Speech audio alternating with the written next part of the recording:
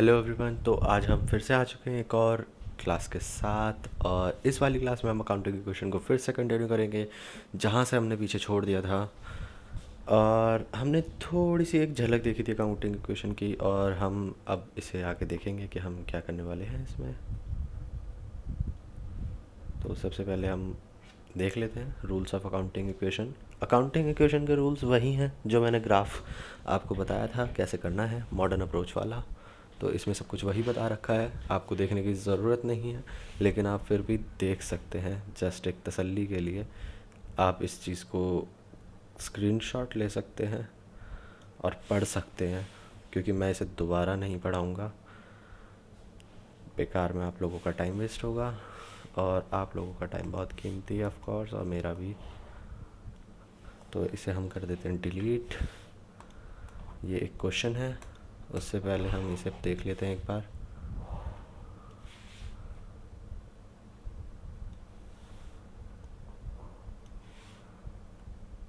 तो इसमें है effect of adjustment transactions of accounting equation.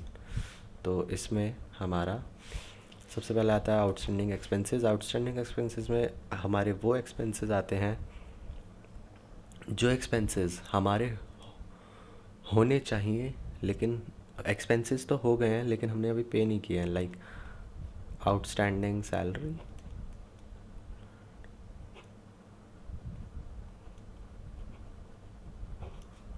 कोई भी एक्सपेंसेस, लाइक एक्सपेंस कोई किसी भी तरह का एक्सपेंस हो सकता है। वो आउटस्टैंडिंग सैलरी हो, या टेलीफोन एक्सपेंसेस हो, ठीक है, या फिर वेजेस हो। जो भी हमारे एक्सपेंसेस हैं, वो टाइम आ गया, ड्यू डेट आ गई है, लेकिन हमने पे नहीं किया है।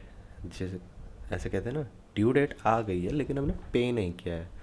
जिसे हम कहते हैं, जैसे ईएमआई ले लो बैंक की। हमारे बैंक लोन की ईएमआई आ गई है लेकिन हमने पे नहीं किया है, वो हमारी आउटस्टैंडिंग ईएमआई हो गई। इंस्टॉलमेंट भी कह सकते हैं हम उसे। तो यही सब बातें होती हैं वो। अब देखते हैं दूसरा। ये हमारा कैपिटल में से माइनस होता है, because it is an expense and will reduce profit. Of course profit कम करेगा, तो ये हमारा कैपिटल में से माइनस होगा। Make a new column of liabilities, ये लाइबिलिटीज़ में एक और वो बढ़ा देगा column. Prepaid expenses. Prepaid expenses क्या होते हैं ये मैं आपको ऑलरेडी बता चुका हूँ। प्रीपेड एक्सपेंसेस वो होते हैं जो हम एडवांस में पे कर देते हैं, मतलब ड्यू डेट आनी है बाद में और हम पे कर देते हैं पहले। तो इसका इफ़ेक्ट क्या होता है कि जब इसका इफ़ेक्ट ये होगा कि मान लो मेरा एक एक्सपेंस है, वो 2 महीने बाद आएगा, ठीक है, लेकिन मैं उसे पे कर रहा हूँ अभी। तो फिर उस एक्सपेंस को, लेकिन मेरा कैश तो अभी कम हो गया ना, तो मैं कैश को क्रेडिट साइड में नोट करके, ठीक है, मैं जो है डेबिट साइड को बढ़ाऊंगा। किससे? प्रीपेड एक्सपेंस से।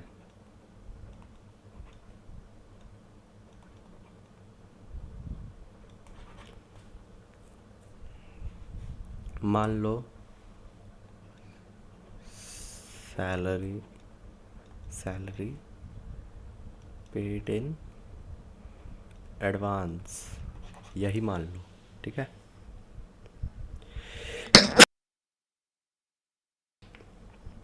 सॉरी, हाँ। तो ये डिडक्ट होगा हमारा कैश में से।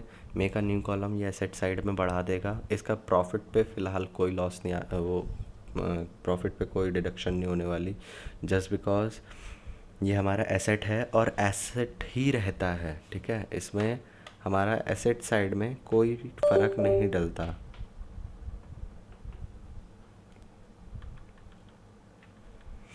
तो इसका हम कोई कैपिटल में ट्रीटमेंट नहीं करेंगे, इसका सिर्फ हम एसेट से ही ट्रीटमेंट करेंगे। अब आता है हमारा अक्रूड इनकम। अक्रूड इनकम वो इनकम होती है जो हमने अर्न तो कर लिया लेकिन हमें मिली नहीं होती है, ठीक है। जो हमारी क्रेडिट सेल हो गई वो भी हमारी अक्रूड इनकम ही हो जाती है। अनअर्नड इनकम मतलब वो इनकम, अनअर्नड इनकम वो इनकम जो एडवांस में मिल जाती है हमें। हमने अभी तक कमाई नहीं है, ठीक है। यानी कि सेल होगी हमारी 10 दिन बाद। हमारे गोडाउन से माल उठाया जाएगा 10 दिन बाद, लेकिन उसके पैसे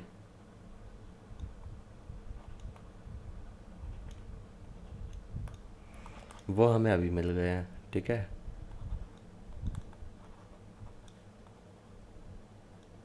वो हमें अभी मिल गए हैं। ये हमारा कैश बढ़ा देगा, लेकिन ये हमारी लायबिलिटी भी बढ़ा देगा। Make a new column of liability side earn earned income, यानी इनकम इन एडवांस, ठीक है। अब हम एक इलस्ट्रेशन देख लेते हैं।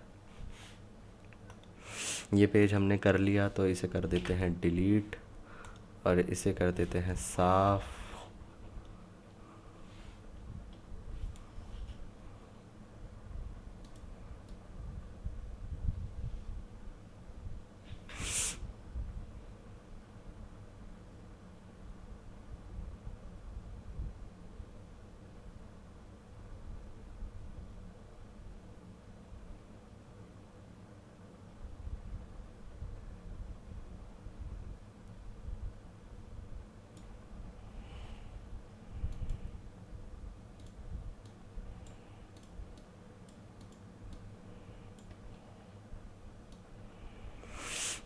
तो ये हमारा एक क्वेश्चन है।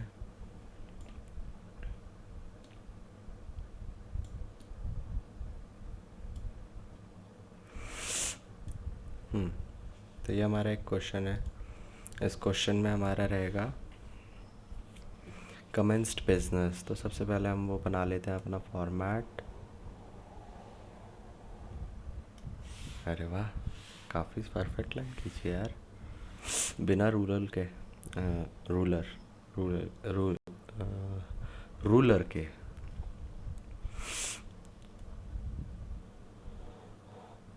हाँ, अभी तारीफ करी, अभी लाइन गलत हो गई। लॉल, फिर टेढ़ी बनी है।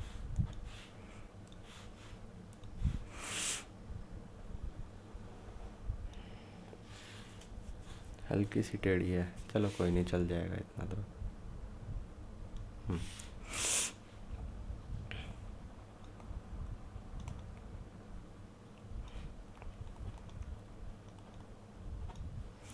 विद कैश, इसमें डेट नहीं दे रखी है तो हम डेट नहीं डालेंगे। वैसे तो डेट जर्नली अकाउंटिंग इक्वेशन में नहीं ही होती है, पर डेट कई बार दे देते हैं पर लिखी नहीं जाती है। हम यहाँ पे सिर्फ 1-2 ऐसे करके ही एंट्रीज नोट करेंगे, 1-2 ओनली। बिज़नेस स्टार्ट किया कैश से, तो एसेट बढ़ाएंगे।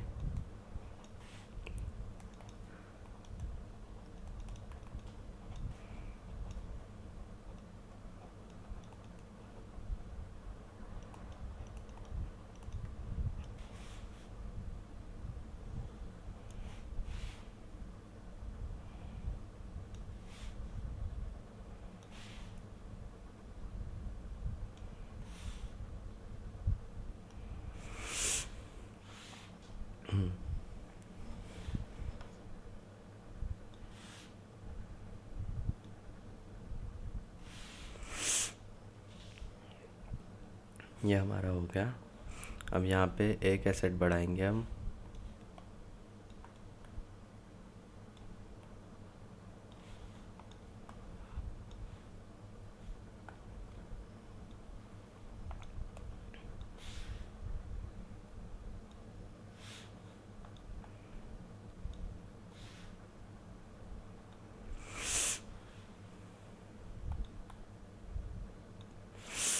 हाँ, तो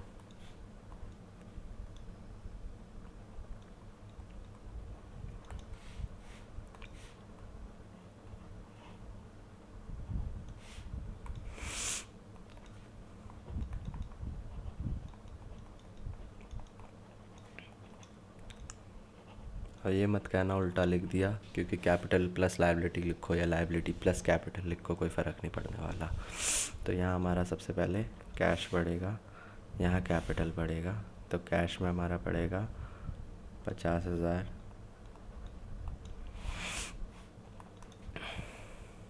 यहाँ बढ़ेगा 50,000, ठीक है।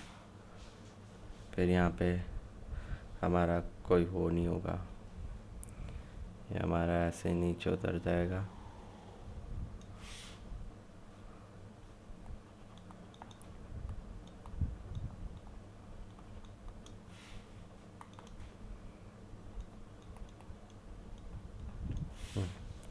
फिर हमारा दूसरा था purchase goods for cash 20,000 and credit फिर 30,000।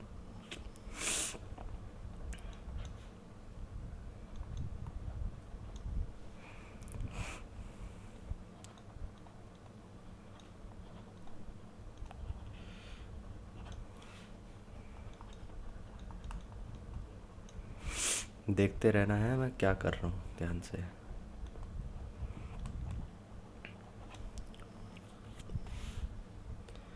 अब हमारा 20,000 कैश में ख़रीदा गया था,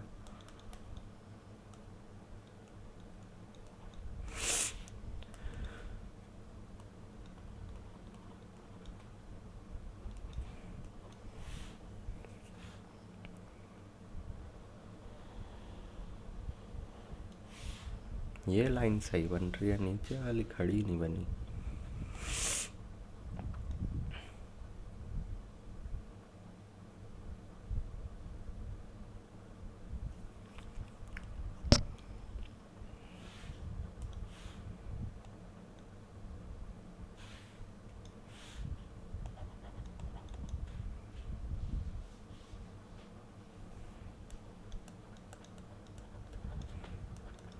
$30,000 प्लस 50,000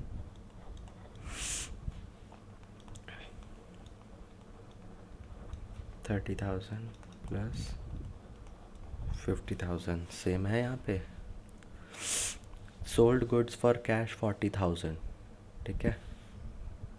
वैसे थोड़ा बड़ा कर देता हूँ, शायद आप लोगों को विजिबल ना हो रहा हो ये।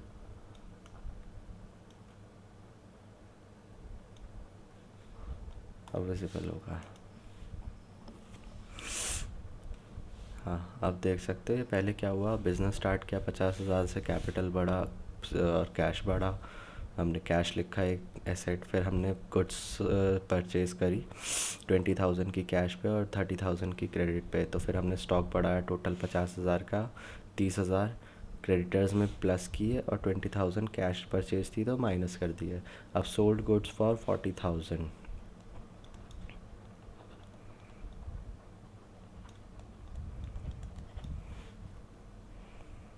गुड्स सोल्ड किए 30,000 के कॉस्ट, 40,000 के कॉस्टिंग 30,000।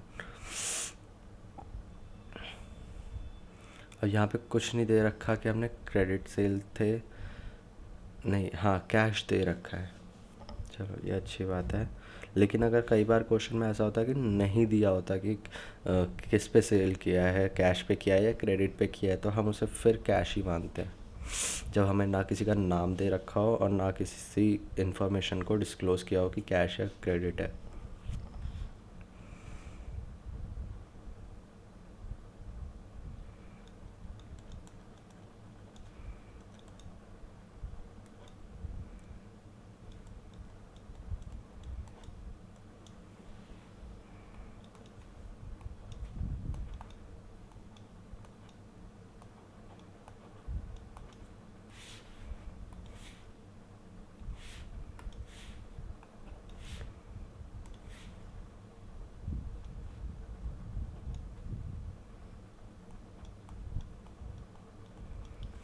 मेरी एंट्रीज देखो, एक के नीचे एक के नीचे एक, बिल्कुल ऐसे कतार में रह रहा है। ये थोड़ा सा टेढ़ा हो गया पर मोस्टली सारे कतार में ही हैं, तो आपने भी ऐसे कतार में ही लगाने ताकि आपको कैलकुलेशन में इजी रहे, कैलकुलेटर पे ना करना पड़े, ठीक है।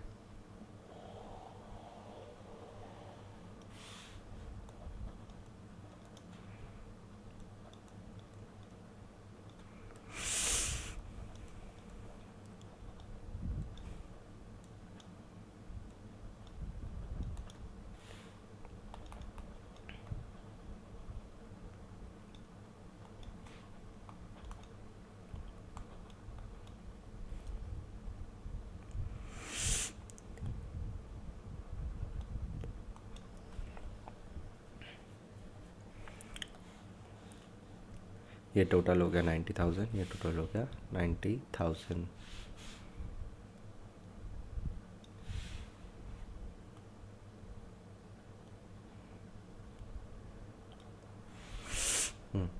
तो अब हमारा रहेगा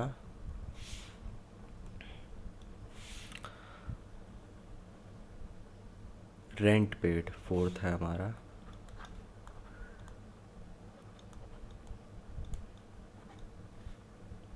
फिर 500, salaries 5,000।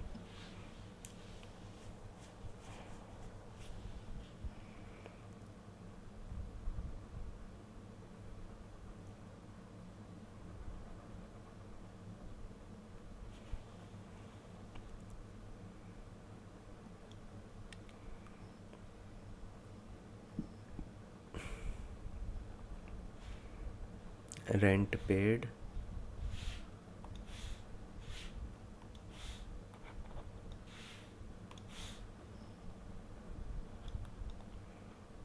Rent and salary paid कितने की हुई है? रेंट दिया है 500, सैलरी दिया है 5,000, तो 5,500 की हमारी टोटल एक्सपेंस है, प्लस ज़ीरो, ठीक है, equals to zero, plus 5,500, just because हमारा एक्सपेंस है तो हमारा कैपिटल में से माइनस होगा, ठीक है।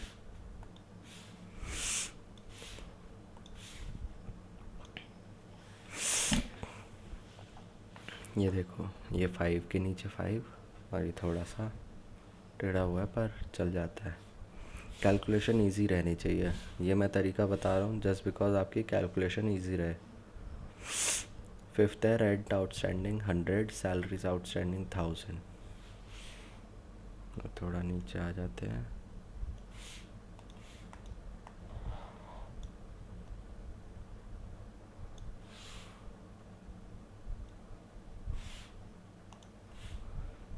इसको मिटा दूँ मैं, आपको क्वेश्चन विजिबल हो जाएगा।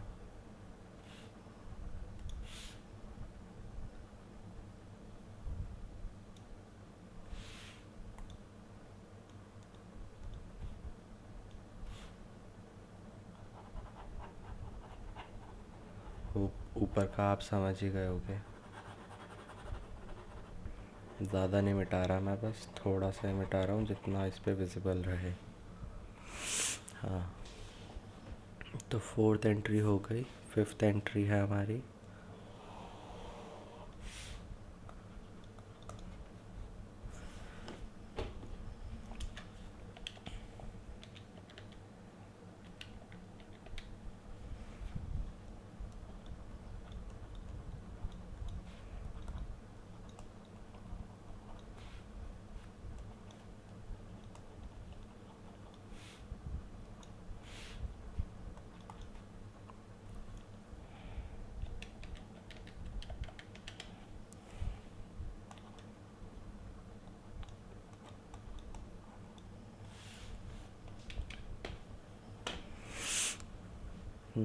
तो अब हमारी फिफ्थ एंट्री है रेंट आउटस्टैंडिंग।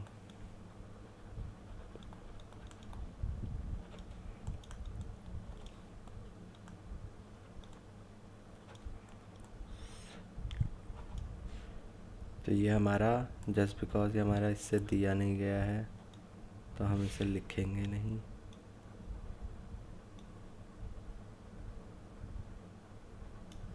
ठीक है, ये हमारा दिया गया है, दिया जाएगा मतलब अभी दिया नहीं गया है, लेकिन तो हम इसे लिखेंगे नहीं। तो अभी हम दो चीज़ करने वाले हैं।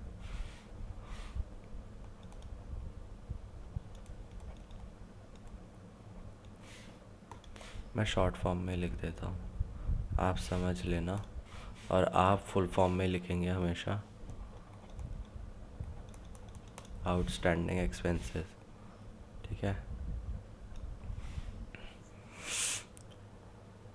जब मैं क्लास ले रहा होता हूँ ना या एग्ज़ाम दे रहा होता हूँ मैं भी, क्योंकि मैं भी एक स्टूडेंट ही हूँ, लेकिन मैं थोड़ा बड़े लेवल पे स्टूडेंट हूँ, आप अभी बेसिक पे है, तो तब मैं भी पूरा ही लिखता हूँ। पर अभी मैं क्लास ले रहा हूँ तो जस्ट बिकॉज मैं शॉर्ट फॉर्म में लिख रहा हूँ। आपको लिखना है तो लिख सकते हैं, लेकिन सिर्फ प्रैक्टिस पे, एग्ज़ाम में नहीं लिखना, ठीक है। लेकिन अगर आप लिखो तो प्लीज़ आपका ही रिस्क है, वो मेरा नहीं है।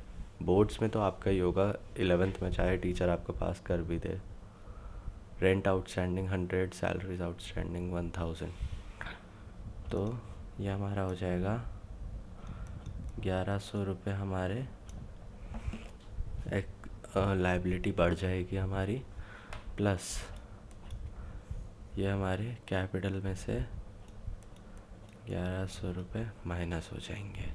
तो ये बराबर हो गया, यहाँ प्लस हो गया, यहाँ माइनस हो गया, तो बराबर ही हो गया ये, ठीक है। समझ रहे हैं?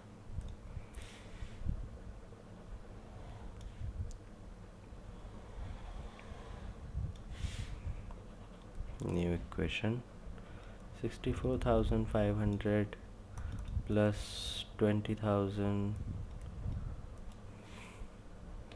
equals to 31,100 प्लस 53,400, ठीक है।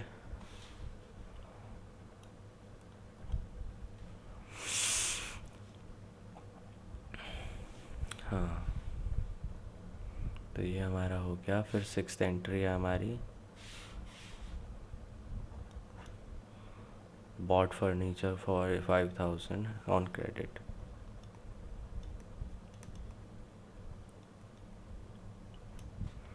फर्नीचर परचेस्ड, तो हम एक एसेट बढ़ा देते हैं।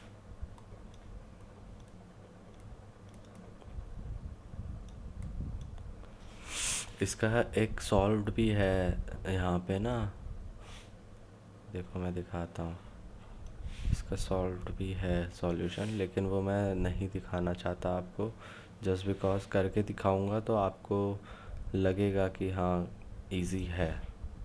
दूसरा करके आपको पता भी चलेगा कि करना कैसे है, करा हुआ दिखाते से क्या होगा वो तो आप बुक में भी देख ही लोगे। फर्नीचर परचेज, फर्नीचर हमने बढ़ा ही दिया है, क्रेडिट पे लिया है, तो हमारी यहाँ पे कोई एंट्री नहीं होगी। फर्नीचर हमने ख़रीदा है कितने का, 5,000 का।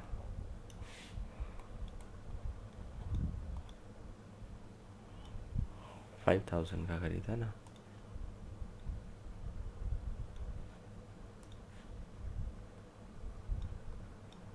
$5,000, ठीक है। और क्रेडिट पे ख़रीदा है तो हमारी लायबिलिटी बढ़ जाएगी 5,000 से,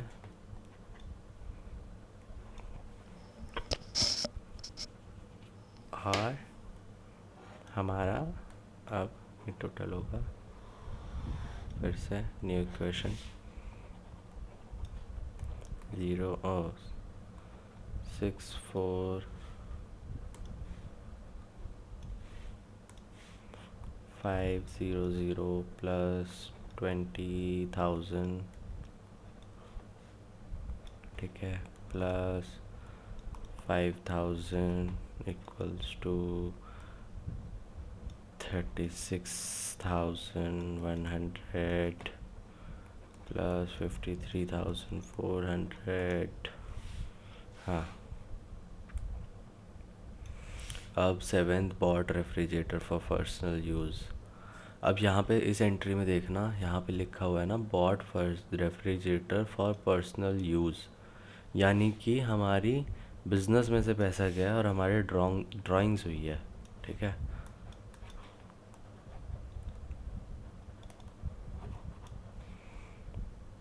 तो कैश गया होगा हमारा, कितना गया है, 7,000 कुछ था ना,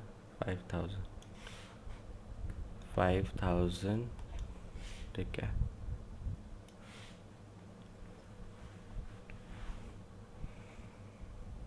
+0 इक्वल्स टू 0 प्लस माइनस 5,000।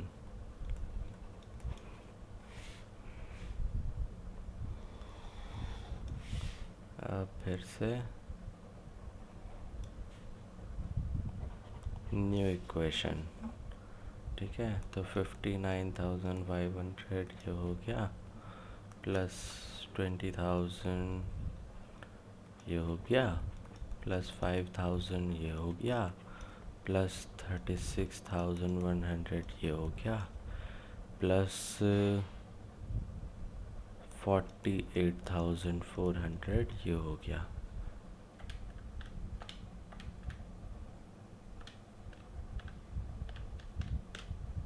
हाँ,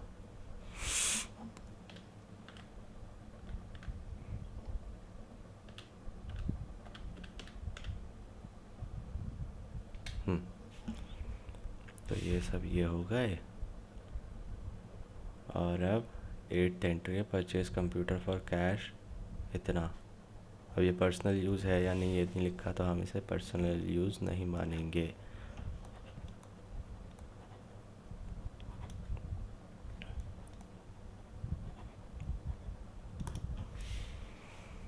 अब हमारा एक और एसेट बढ़ाया जाएगा, plus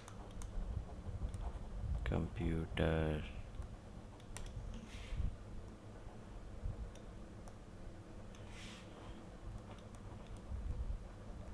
$20,000 plus 0 plus 0 plus 20,000 equals to 30 नहीं, हाँ 0 प्लस 0।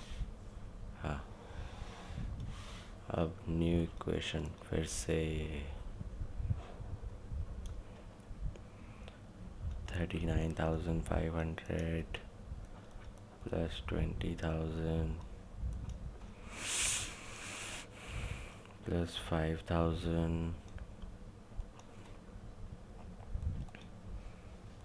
प्लस 20,000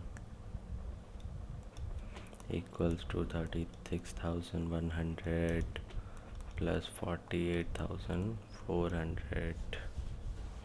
ठीक है, तो ये यहाँ पे माइनस हुआ, ये प्लस हुआ, ये फिर से बराबर हो गया। 8th entry 9th entry cash withdrawn for personal use कितना, 10,000।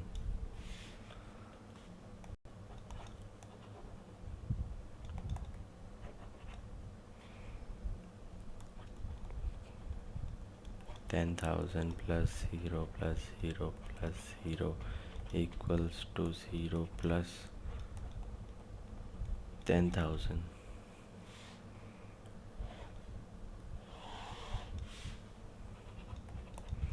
तो अब इसमें हमारा होगा 29,500 प्लस 20,000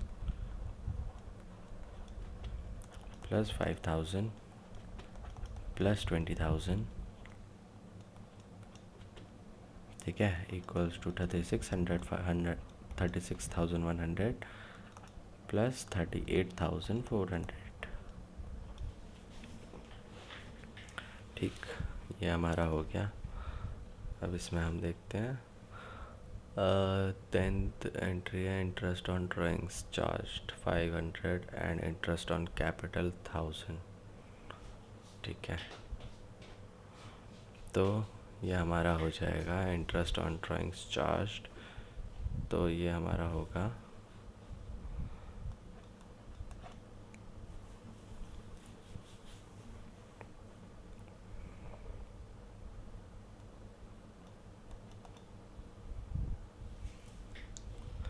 कितना था,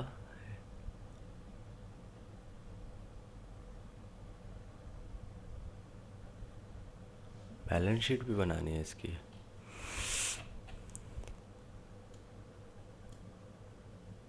ये बैलेंस शीट ऐसे बनेगी, बैलेंस शीट मैंने आपको शायद बना के दिखाई थी।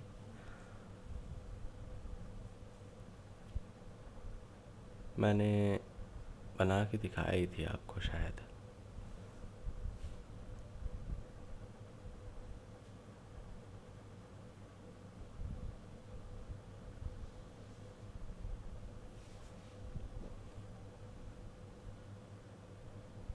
और कैपिटल में हम ड्राइंग्स नहीं लिखते, ठीक है, कैपिटल में हम ड्राइंग्स नहीं लिखते, ये बात याद रखना, ठीक है।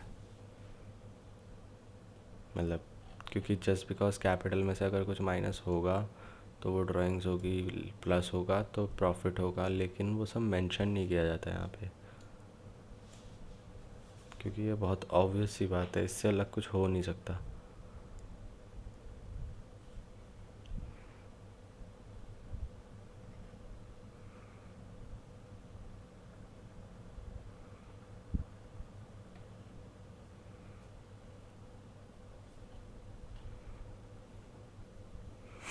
आपकी बुक में देखना ऐसे दे रखा है ये अलग अलग, ठीक है, ये अलग अलग लिखने की कोई ज़रूरत नहीं है, आप साथ में ही लिख सकते हो इस सबको।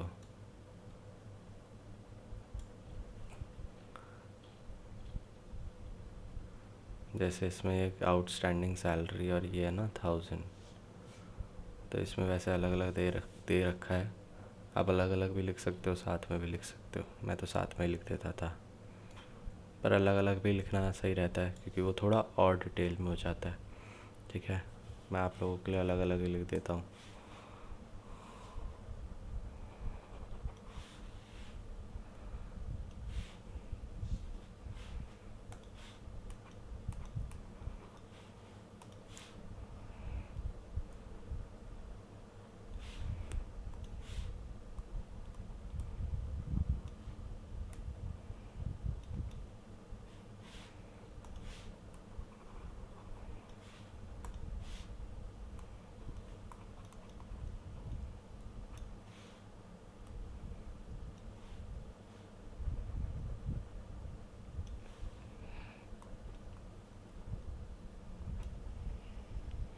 ठीक है,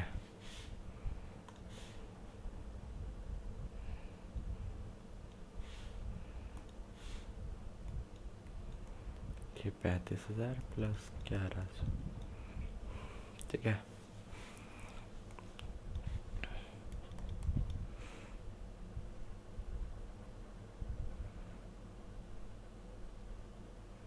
ये ऊपर से इसे ऐसे ही मान लेना, ठीक है, 0, 35,000 प्लस 1100, 35,000 प्लस 1100, 35,000 प्लस 1100।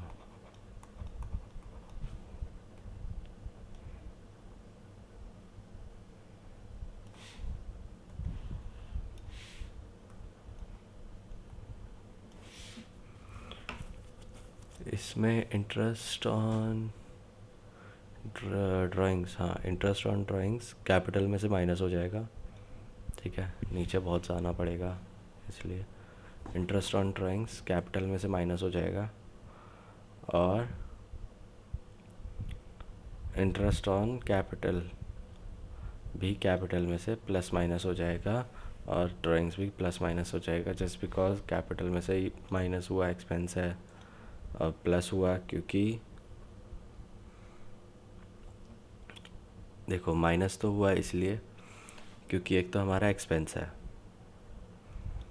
ठीक है, दूसरा इंटरेस्ट ऑन ड्राइंग्स चार्ज हुआ, किसने चार्ज किया, बिजनेस ने, तो प्लस किसको हुआ, बिजनेस को ही हुआ, ठीक, माइनस हुआ क्योंकि हमारा एक्सपेंस है, प्लस हुआ क्योंकि चार्ज तो बिजनेस ने किया है, आएगा तो बिजनेस के ही पास, तो प्लस माइनस होके नो इफेक्ट, ठीक, ये इसका ये हो जाएगा। फिर इसकी बैलेंस शीट हो जाएगी। बैलेंस शीट मैंने बनाने का तरीका बता ही दिया था, जितने भी एसेट है एसेट साइड डाल दो, जितनी भी लाइबिलिटीज़ है लाइबिलिटीज साइड डाल दो, लास्ट लाइन की स्टार्टिंग की नहीं, जितने एसेट पहले राइट ऑफ हो चुके हैं वो सब नहीं, जितनी लाइबिलिटीज़ पहले राइट ऑफ हो चुकी नहीं, लास्ट लाइन में इस वाली लाइन में जितनी भी बची है ना वो सारी यहाँ डाल देनी है, ठीक है, और फिर टोटल निकाल देना है तो बराबर ही आएगा आप लोगों का।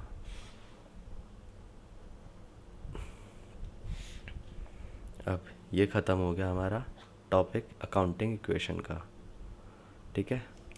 अब हमारा अकाउंटिंग इक्वेशन में रह जाते हैं सिर्फ क्वेश्चंस, तो क्वेश्चंस को हम करेंगे नेक्स्ट क्लास में। अब नेक्स्ट क्लास में सिर्फ हम प्रैक्टिकल क्वेश्चंस ही करने वाले हैं अकाउंटिंग इक्वेशन के। तो thank you class, thank you for listening, और एक बार फिर से वीडियो पसंद आई हो तो लाइक कर देना, सब्सक्राइब कर देना, और आपके कोई भी प्रॉब्लम हो, कोई भी डाउट्स हो तो कमेंट कर देना प्लीज़। वैसे तो मैं नहीं कहता कि लाइक करो सब्सक्राइब करो, भाई आपको पसंद आएगा तो आप खुद ही करोगे, मुझे कहने की ज़रूरत नहीं पड़ेगी। पर बस कई बार क्या होता है ना कि पसंद आता है, कर देखते हैं, क्लास देखते हैं, पढ़ते हैं, नॉलेज गेन करते हैं, चले जाते हैं भाई। तो 1 सेकेंड लगता है बस लाइक करने में। उससे क्या है, मुझे मोटिवेशन मिलता रहेगा कि हाँ मुझे और अच्छे से पढ़ाना चाहिए, आप लोगों को करना चाहिए। प्रेज़ एक सेल्फ मोटिवेशन मिलने लग जाता है ना उस चीज़ से। तो मुझे ये रहता है कि हाँ चलो पसंद आ रहा है, चीज़ें पसंद आ रही है, कंटेंट पसंद आ रहा है, तो आगे बढ़ते रहने के लिए फ़र्दर क्लासेस आपको मिलती रहें, इस वजह से उस कंटेंट को बनाते रहने के लिए एक मोटिवेशन मिलता रहता है। तो बस दैट्स इट। बाकी आप लोगों की मर्ज़ी है। मेरा काम है बस आप लोगों से नॉलेज शेयर करना, और वो मैं कर रहा हूँ, करता रहूँगा।